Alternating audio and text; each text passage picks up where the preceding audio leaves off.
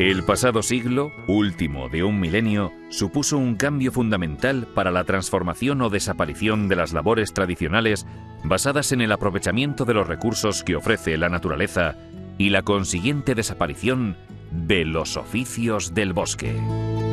A lo largo de la historia, los bosques fueron la base para el asentamiento de comunidades o grupos humanos que se dedicaron a la explotación de uno de sus recursos, la madera. En la actualidad, la tala de los árboles está regulada por la Administración Forestal, que determina los árboles que se pueden cortar. Antaño, la tala de los pinos la desarrollaban los cortadores o hacheros, que trabajaban en cuadrillas. Unos golpes certeros con las hachas marcaban la caída del árbol. El tronzador de mano sustituyó a las hachas en la tarea de cortar los troncos.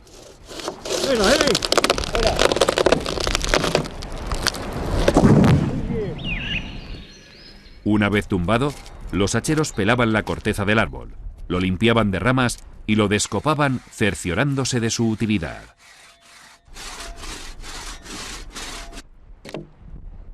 El labrado de una viga se podía hacer en el mismo bosque, perfilando el tronco con el hacha. En otras ocasiones, los troncos se transportaban hasta el aserradero, en carretas tiradas por bueyes. Una vez allí, en la sierra de carro movida por energía eléctrica, los troncos se transformaban en tablas a la medida deseada. Pero antes de la implantación de las sierras eléctricas, la transformación de la madera en tablas se hacía de forma manual por cuadrillas de aserradores especialistas. Sobre una estructura de madera llamada caballo se colocaba el tronco. Para el aserrado de las tablas hacían falta 3 hombres. Uno en la parte superior del tronco que se encargaba de levantar la sierra, y otros 2 debajo para conducirla. Aprovechando la fuerza motriz del agua, en algunas zonas junto a los ríos, se instalaron sierras hidráulicas. Con el tronco fijado en el banco, los aserradores ponían en marcha el mecanismo y la sierra subía y bajaba uniformemente a la vez que el banco iba avanzando.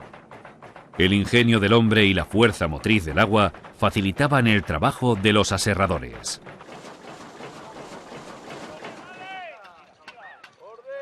Mientras unos hombres se dedicaban a cortar los árboles en el interior del bosque y limpiarlos de ramas, otros arrastraban los troncos con las caballerías hasta un punto accesible para cargarlos en los carros o en los camiones.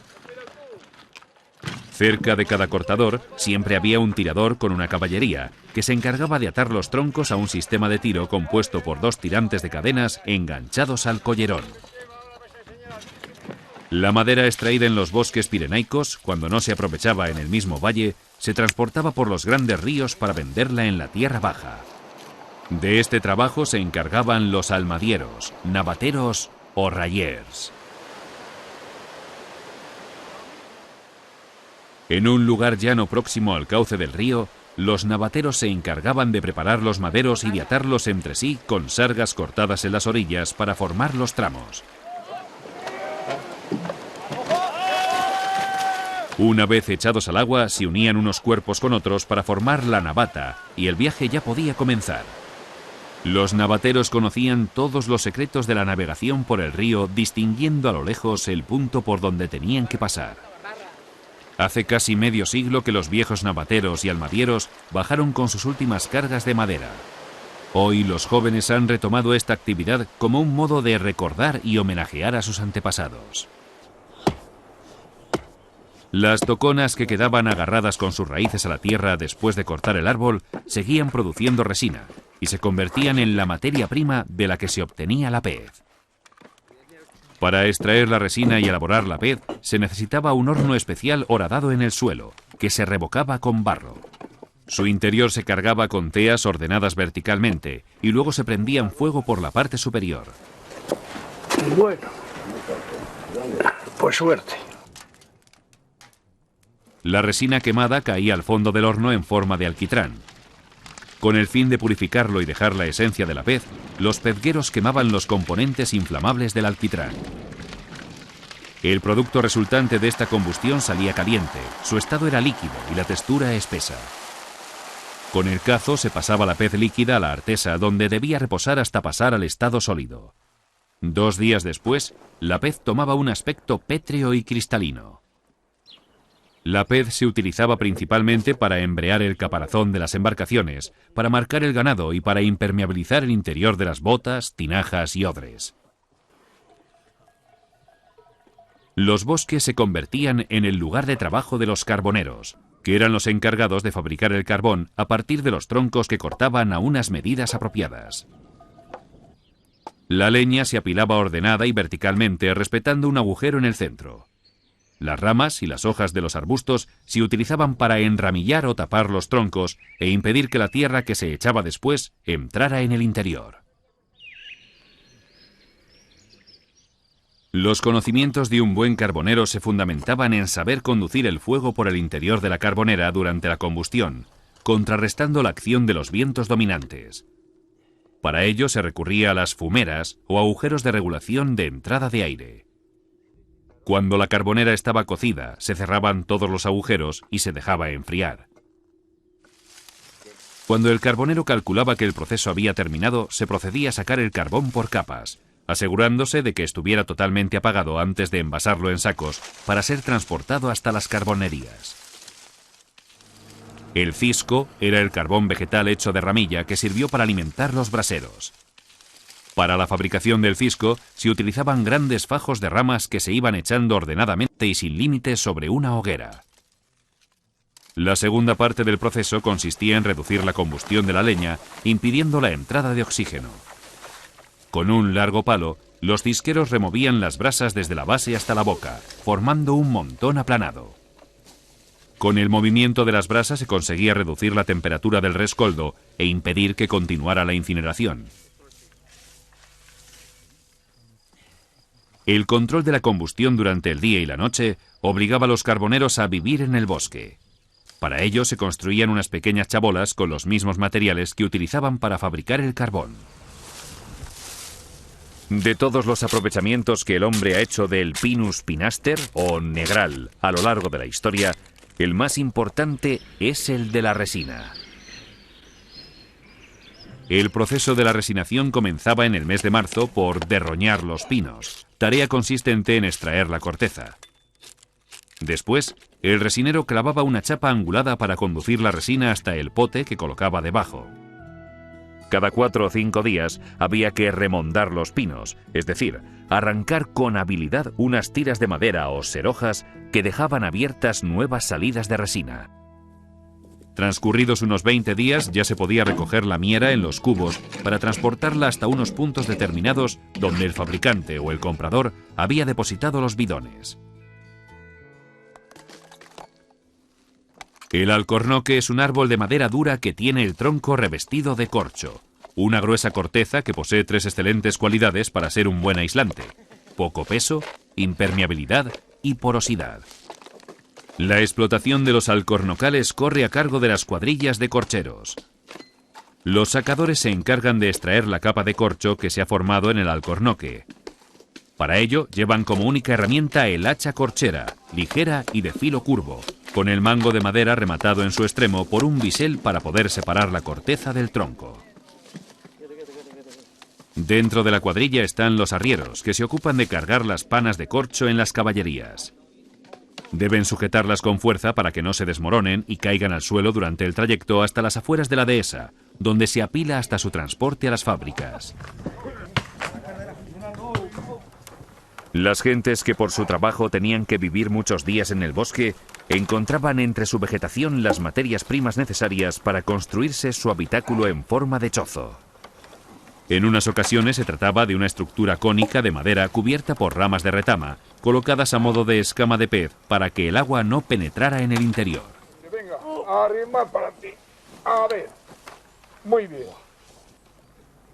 Además del chozo, los pastores se construían otro pequeño compartimento móvil llamado chozuelo, con capacidad para una sola persona, para el que necesitaban ramas de pino y matas de retama. Más complejos eran los chozos de carchones, que se construían con el fin de perpetuar en el tiempo este alojamiento. Para ello, se delimitaba el recinto con un muro levantado por la técnica de piedra seca, es decir, sin argamasa. Para la construcción del tejado se utilizaban los carchones, que eran unos troncos de árbol partidos longitudinalmente por la mitad y vaciados en su interior. Su colocación a modo de grandes tejas impedía que el agua entrara en el interior del chozo. Algunos ganaderos que apacentaban sus rebaños en las zonas boscosas, para dar de beber a sus rebaños, fabricaban los gamellones, vaciando el interior de un tronco de árbol hasta darle la forma de abrevadero.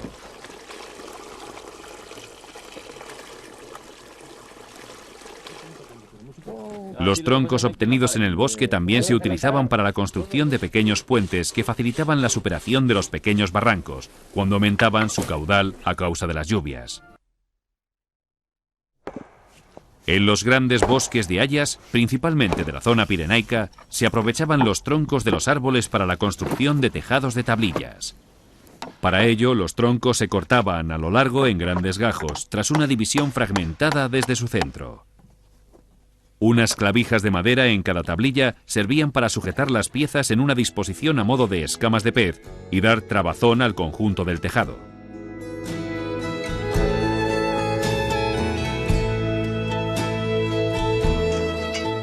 Las grandes extensiones de pino piñonero son aprovechadas para extraer su principal producto, los piñones.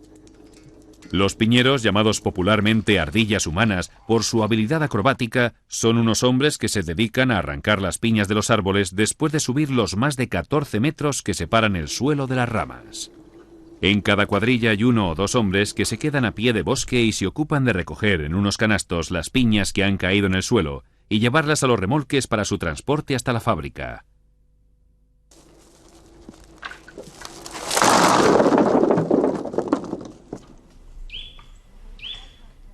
El castaño es un árbol abundante en las tierras frescas del occidente de la península ibérica, que ha proporcionado sus frutos a los habitantes de los pueblos del entorno. En las fechas otoñales, grupos familiares de hombres y mujeres acuden a los sotos para dedicarse a buscar entre las ocres hojas las castañas que han caído al suelo y extraer los frutos de los erizos que forman la capa envolvente. La resistente y correosa madera del castaño, al igual que ocurre con la del avellano, cortada en tiras, se utilizaba para la fabricación de cestos y recipientes.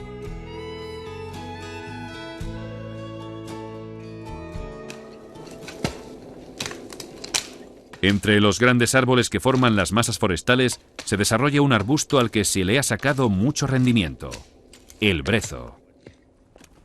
Uno de los aprovechamientos ha sido la fabricación de carbón con sus raíces, que hasta hace algunas décadas era el más estimado por los herreros para trabajar el hierro. Y del brezo también se aprovechaba el entramado de ramas para fabricar escobas que se cosían con fibra de zarza. Otro arbusto de gran tamaño es el enebro. De sus raíces se obtenía un aceite que se utilizaba para la curación de algunas enfermedades del ganado. Para ello, se apilaban las astillas de las toconas del enebro sobre una piedra cuya superficie estaba tallada con unos pequeños canales y se cubrían con losas de piedra que había que precintar con una capa de barro. Sobre esta especie de olla se encendía una gran hoguera que por su calor hacía desprender el aceite contenido en las teas.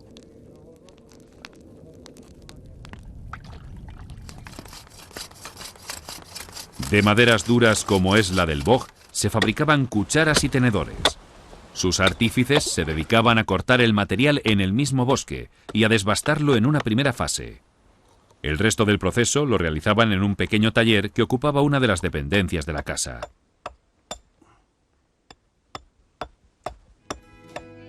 Los bosques proporcionaron a los campesinos que habitaron su territorio una fuente de recursos tan importante para su subsistencia como las del propio espacio agrario.